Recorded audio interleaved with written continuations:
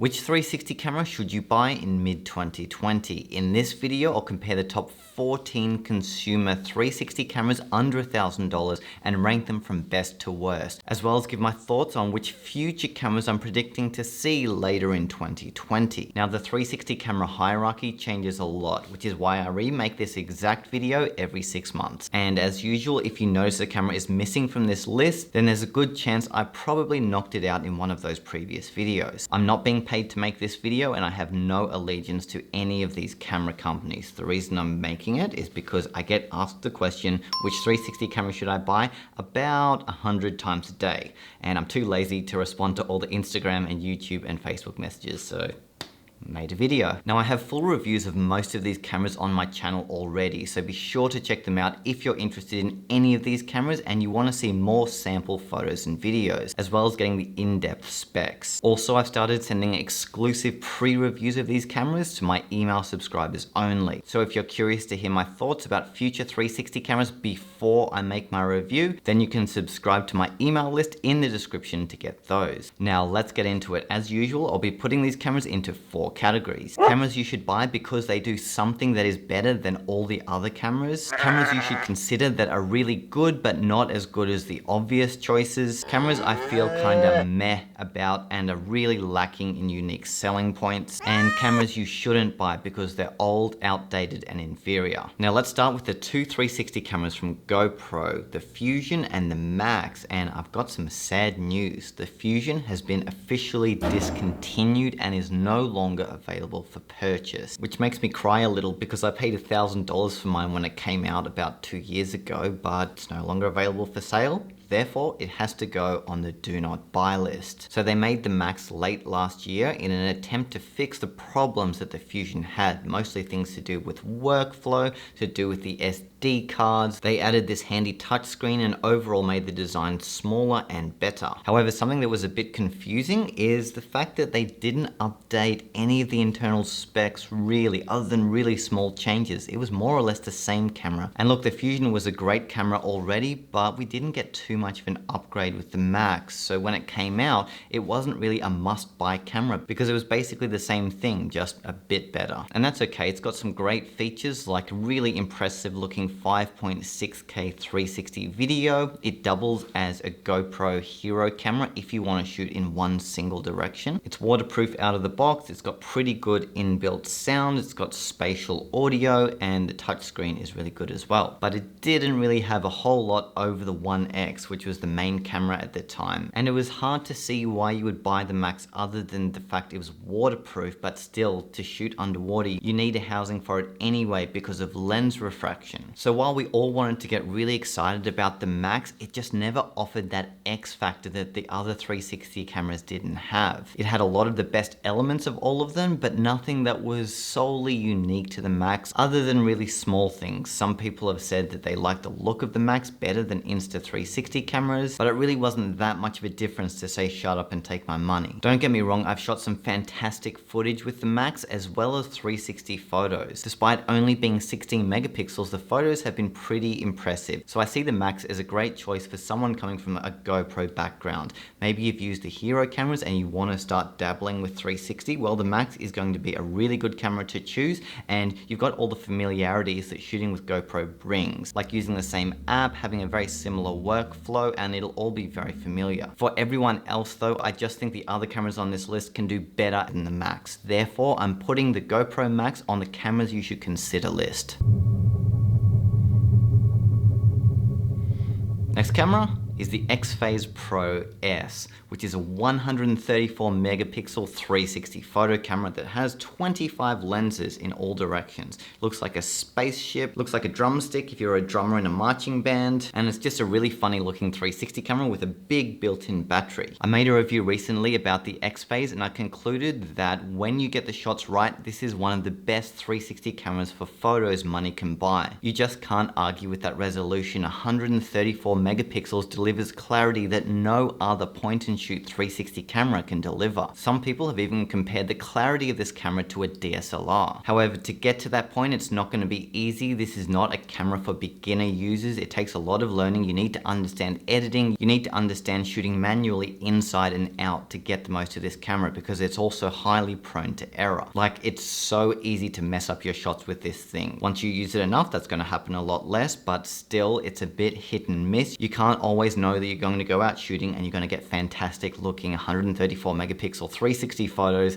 that are clear, that are properly exposed, where the colors all look as they should be. All of those things take some consideration. So if you're an advanced user and you know how to do that, then the XPhase is definitely a camera you should consider buying, especially if high resolution is a priority for you. To be honest, I wouldn't use this camera just for happy snaps, because it's overkill and the workflow is going to be a bit too long unless you're outside and you get your shot perfect the very first time and it doesn't need any editing. But any other types of situations, you're going to have to use a professional workflow. I've shot some amazing images with this thing, therefore it's going straight into the buy category. Now for a decent budget option, and yep, it's still around. It's the Insta360 VR, and this is one of the cheapest 360 cameras you can buy in mid 2020. It's still for sale in a whole bunch of places and it's only $199, which makes it the cheapest 360 camera that shoots 5.7K video. Is the quality good? Not really, especially compared to the other cameras on this list. Are the photos good? Also not really. But if you want 5.7K video and you only have a really low budget, then I would consider it. It's just not going to be an easy process and you're not going to get footage that looks anywhere near as good as the other cameras on this list. So as much as I do want to take it off this list because of the image quality, the price is its unique selling point. Therefore, I'm putting it on the meh list. Only buy this camera if you don't have much money to spend. Now, the last time I made this video, I was recommending the Xiaomi Mi Sphere as the best budget option. However, since then, the stocks of the Mi Sphere seem to be dwindling and I can barely find anywhere online that sells it anymore. Which is sad because I've got so many memories with this thing.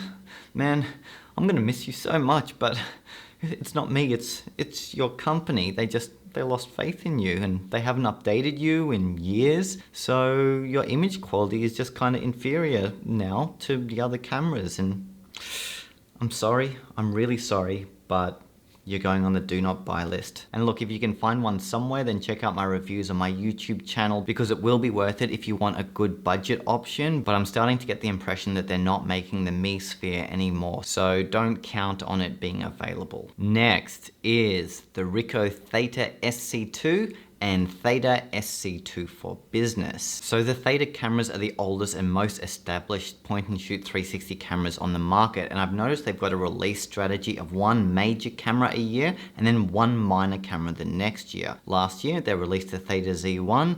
This year they released the Theta SC2 and the business model, which I've got here. And this is not really an upgrade at all from what they've offered previously. What it is a much cheaper version of the Theta V. Now the Theta V has been one of my favorite 360 cameras over the past few years, but in 2020 the price is too high for what it offers. Enter the Theta SC2, the remade Theta V, and it's only around $300 this time. It comes with basically identical specs as the Theta V and offers really impressive image quality and dynamic range for a 360 camera of that price. I see the Theta SC2 as a budget Theta Z1, so if you don't have $1,000 for the Z1, then you should definitely consider this. Of course, it's got less features and the images won't quite be as good, but it's going to be a really good choice for basic virtual tours, or if your focus is 360 photography, if you prefer that over video and you're on a lower budget, then the Theta SC2 actually fits in really nicely into the overall market in being a good budget photo option.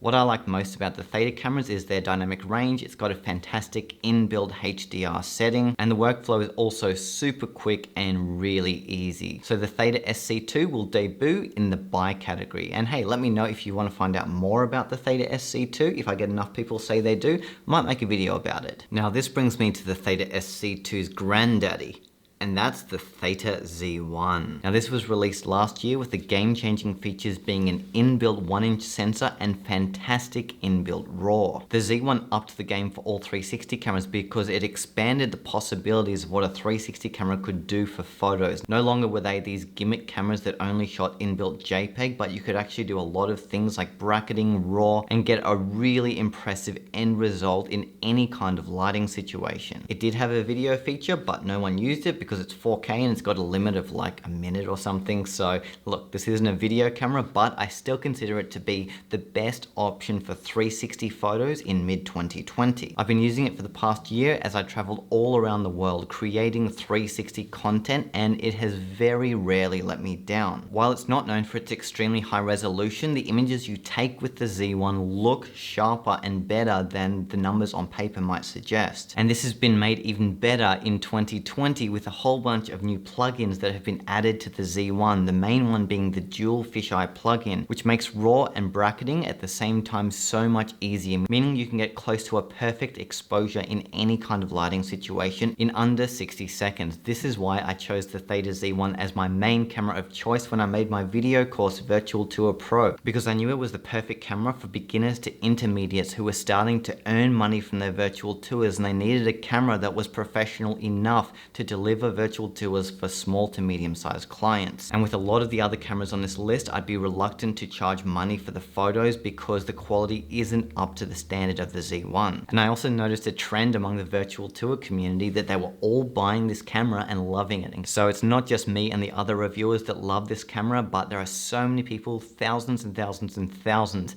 around the world who bought it and are now earning money with virtual tours using the Theta Z1. A camera under $1,000, they're now earning thousands of dollars from and beyond. While I wouldn't use the Z1 for big clients, I would for small to medium sized ones because you can get a really good professional result when you use the dual fisheye plugin, which is a free download from the Ricoh Theta plugin store. It is also a good camera for travel and recreational purposes. No doubt you'll get really nice looking photos with it if you bring it along anywhere you might be going, which is probably nowhere right now because no one can travel anywhere. But if you go to your local park for a holiday, then you can take it there and get some shots with it. Oh, another cool thing.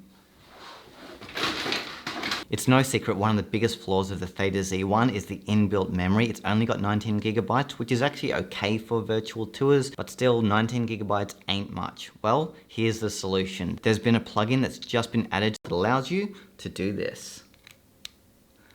This is a USB-C flash drive, and in the plugin, it downloads the photos onto the drive directly, meaning you could hypothetically get an endless amount of storage with this camera. Look, it's not an ideal solution, and yes, it would be nice to be able to take out the SD card and replace it, but we can't, and this is a pretty good workaround. So the Theta Z1 is not a video camera, it's a really good point and shoot photo camera, and there's no question I'm putting it right at the top of the buy list because this is a camera that has delivered for me for the past year, and I can see it delivering for at least a year more. It's not cheap though, so if the price is an issue, then the Theta SC2 is a great backup choice because it will deliver a similar workflow and similar overall experience, just at like a third of the price. Okay, here's another funny looking one. This one is the Vuze Plus 3D 360 camera. This camera is featured in this video for a while, and I've really wanted to take it off because it only shoots 4K 360 video, which is well below standard in 2020. However, its main unique selling point, and it's still a unique selling point years later, is it's the only point and shoot 3D 360 camera other than the predecessor of this camera. The images are okay, the videos are okay, but it shoots 3D 360 all in one. So if that's something that interests you, then go for it. Otherwise, I'm not excited by this camera and I'm putting it on the meh list. Next is the next Vuze camera, and that's the Vuze XR, which is a 3D 180 and 360 camera in one. I used this in a few of my videos last year. For me, the best feature was probably the 3D 180. It was definitely sharp, you can't argue about that. The dynamic range left a lot to be desired, but it was a good option. I compared it with the Insta360 EVO and the first generation Qoocam in a video last year, and the Vuze came second. The EVO came first. All around, this was a better camera.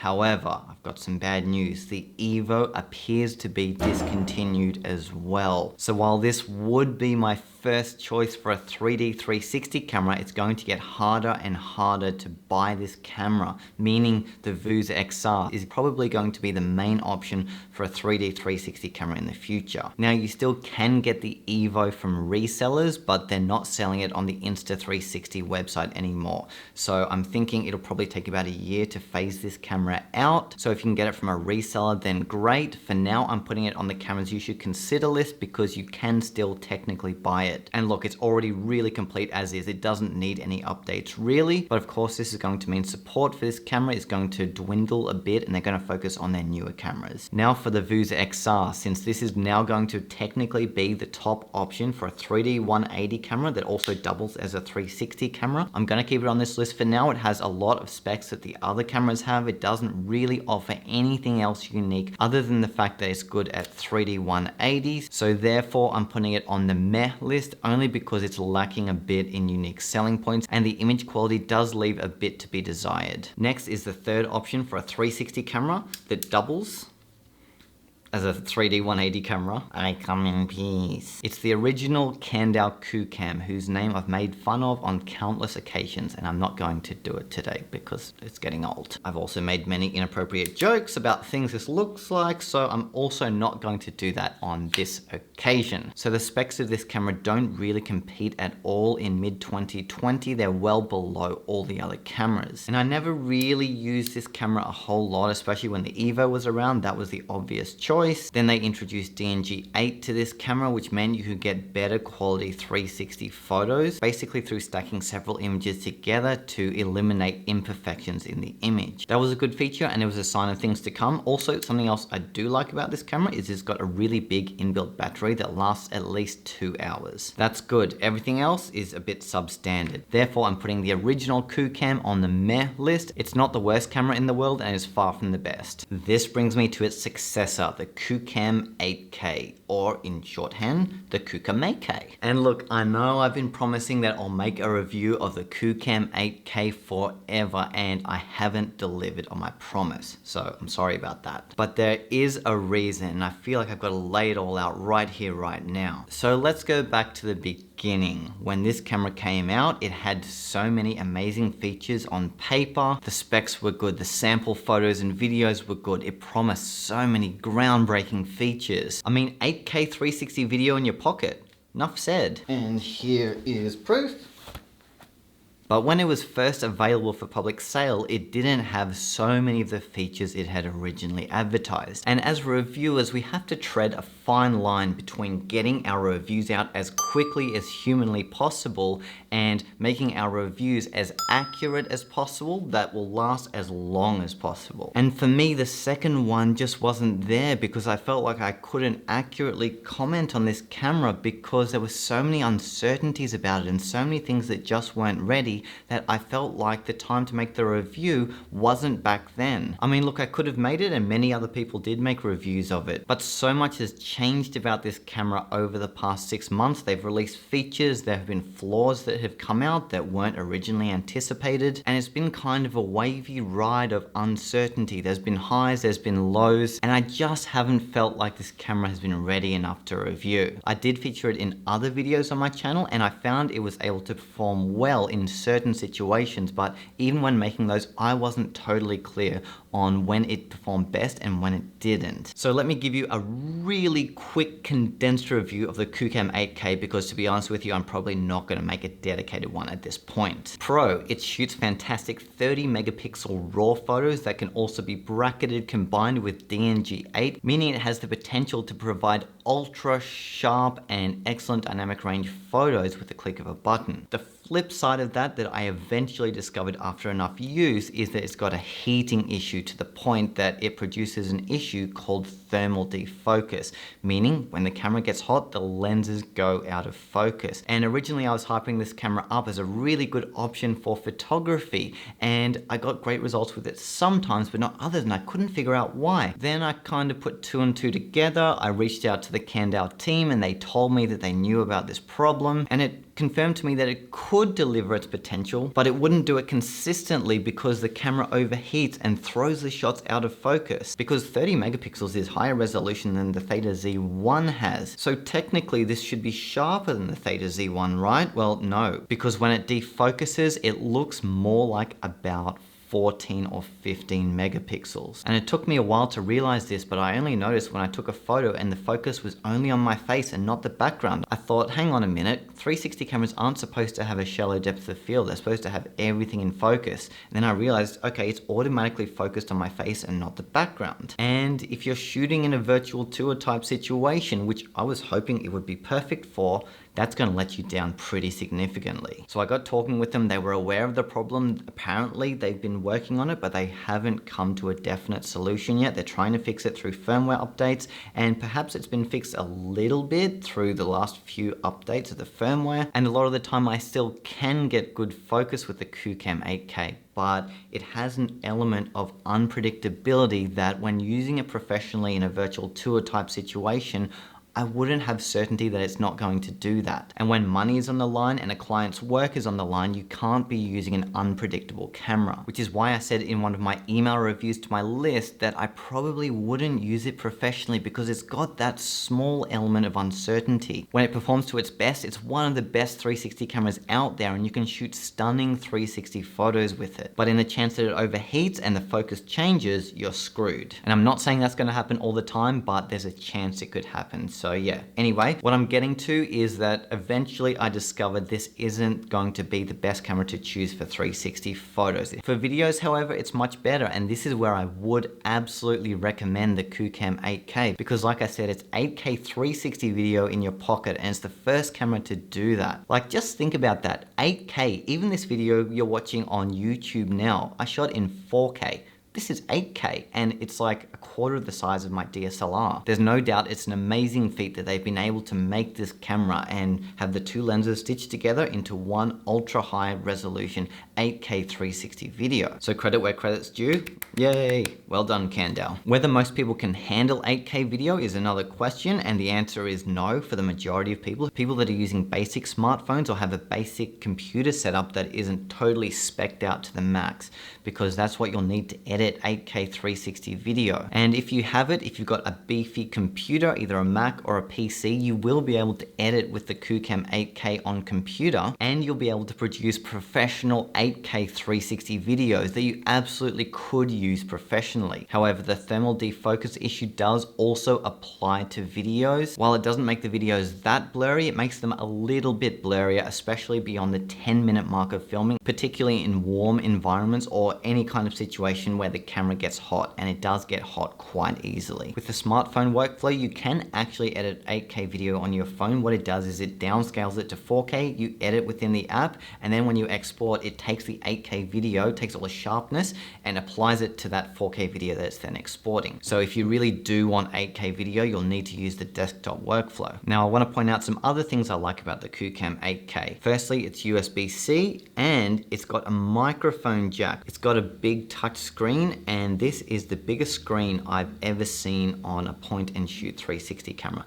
It's bigger than the GoPro Maxes, and it's bigger than the One Rs. Another fantastic feature is it's got inbuilt storage as well as the ability to use a micro SD card. So if you go out shooting and you forgot your micro SD card, it's okay, you can still record internally into the camera. After using this, I now wish every 360 camera offered this option, because I'm a little bit forgetful, I can admit it, and I've left my SD card behind so many times. So having a slightly bigger body means it's also got the storage inside of it to store files if need be. Those are some really good design features. What other good things can I say about it? It does 4K live streaming in 360. That's good. Oh, it does 4K 120 FPS. That's seriously impressive slow motion for a 360 camera. So when would I use the Qoocam 8K? Well, I would say it's whenever I want to shoot professional 360 videos with a camera this small that I might be planning on using professionally, like for clients, or maybe I'm shooting stock footage to sell. This is going to be a better option than every other camera on this list for professional purposes. But you really can't rely on it for photos because it's too unpredictable unpredictable. There are also strong seam lines that show up sometimes, but not others. There are many other things I can talk about, and look, there are heaps of other videos about the Qoocam 8K on YouTube that you should definitely check out. But it is at the point where you can buy it. It's only $649, which is great for 8K video, and you'll definitely be able to get some professional shots with it. Just keep in mind that the workflow is never going to be quick for photos or video, so I don't particularly see this as a social media kind of camera where you're getting happy snaps for Instagram or Facebook. It's just too much work, and not enough is done in the camera to make that workflow quick. To their credit, they have released some cool features recently that have made this a better camera,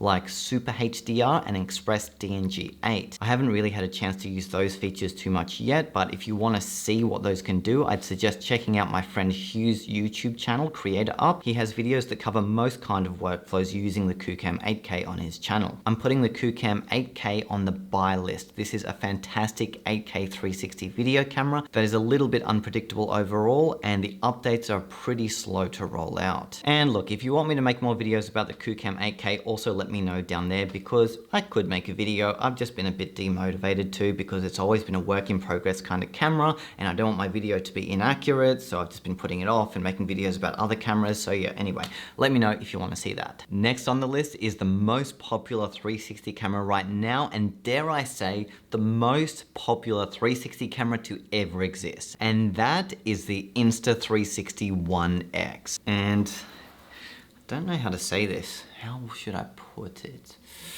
I'm just gonna come out with it. It's been discontinued. April Fools!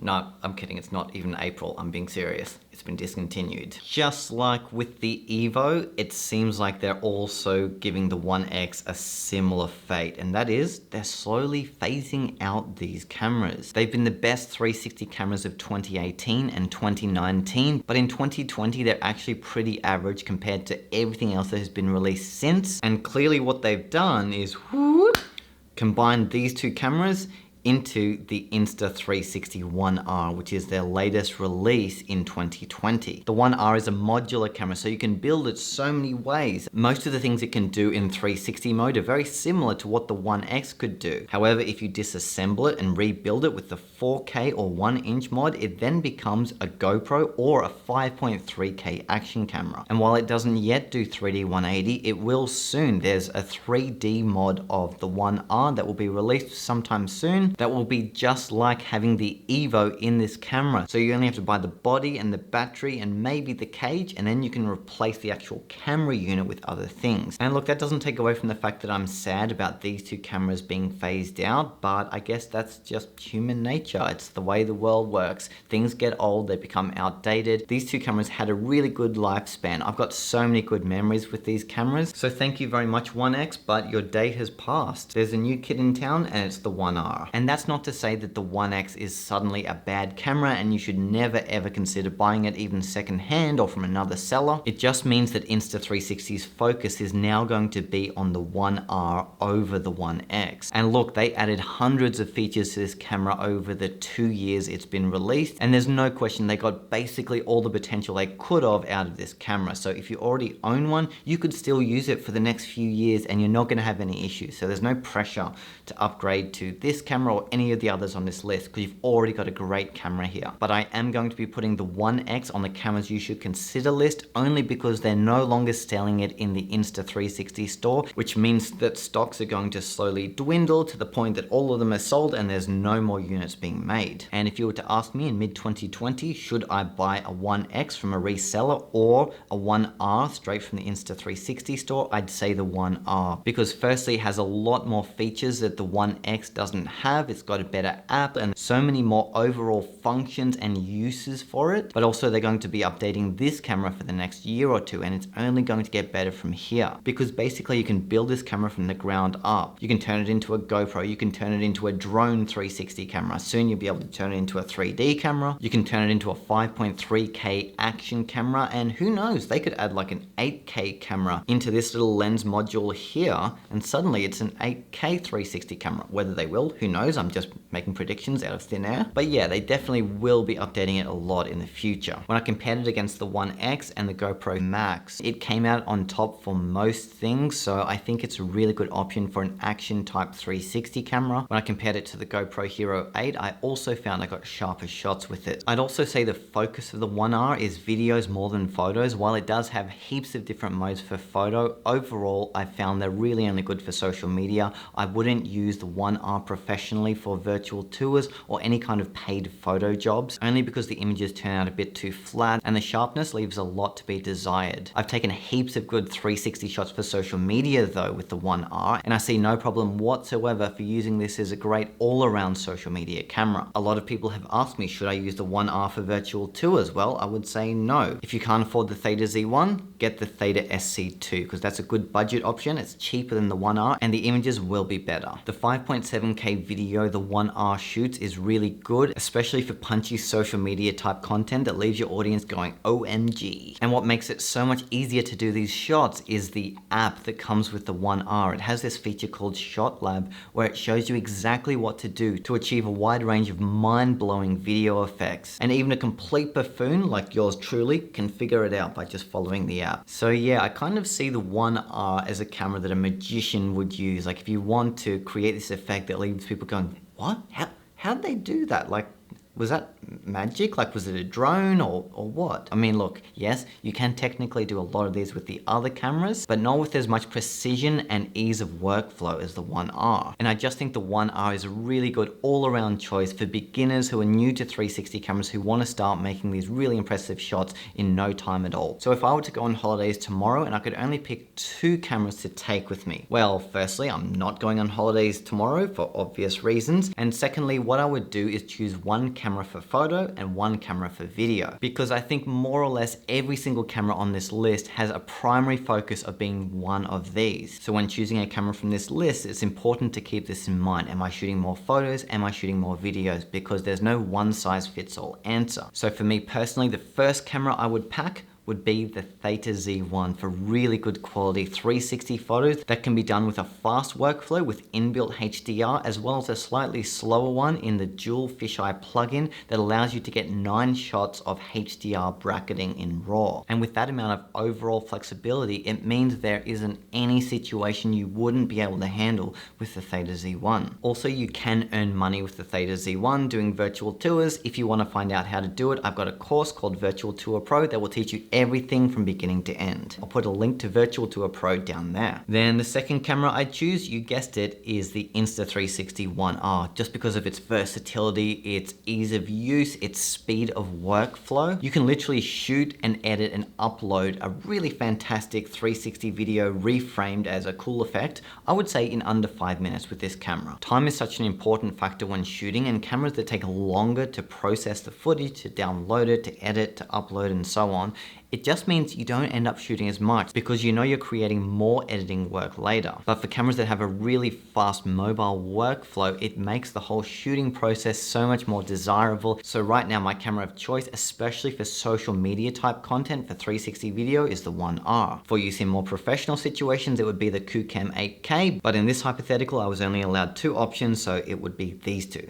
Okay, now for some future predictions of cameras I think may come out by the end of the year. The first one would be extensions on the existing Insta360 One R. I think they'll definitely release another kind of mod that you can add here. Maybe it's higher resolution video. I know we were supposed to get that 3D mount by now and we don't have it, so hopefully we see that soon for those that are interested in 3D, but there will definitely be more mods and accessories released for this camera by the end of the year. Another question I get a lot is, will there be a One X2? Look, I think there very well could be, and something I've learned about Insta360 is even when they release a brand new camera, you know they're already working on their next camera that's going to be coming out in 6 to 12 months. So there's no question they'll release some kind of major camera by the end of this year or early next year. I think there is going to be a Theta Z1 2 or Z2 or Theta X. It's going to be a big jump up in resolution and overall specs again. And while I don't think it will come out by the end of this year, it will definitely come out next year sometime. And I wouldn't stop that from buying the Theta Z1 if you're interested in it now. You can always just sell it on eBay or something. I do also think GoPro will release another 360 camera. I saw a rumor online that they're going to make their next hero camera look like the Max, as in a hybrid 360 camera and GoPro Hero camera in one. So you get one angle in each direction as well as the 360 all at once. And that could be coming towards the end of this year. No matter what, I think they will definitely release another 360 camera,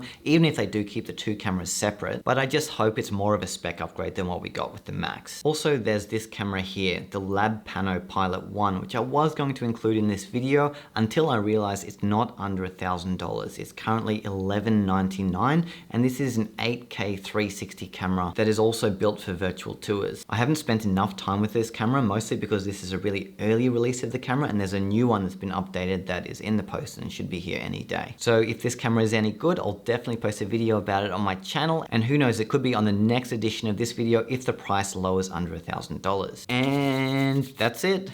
That's it for another video. Curious, what was your camera of choice? Which 360 camera are you most excited about? Which one are you going to buy? Which one are you going to steal from an old lady? Let me know down in the comments. And that's it. Links to all cameras are down there. Hit the subscribe button if you want to see the updated version of this video, which I'll release on January 1st, 2021. And no doubt these overall rankings are going to change significantly, so you won't want to miss that. See you next time.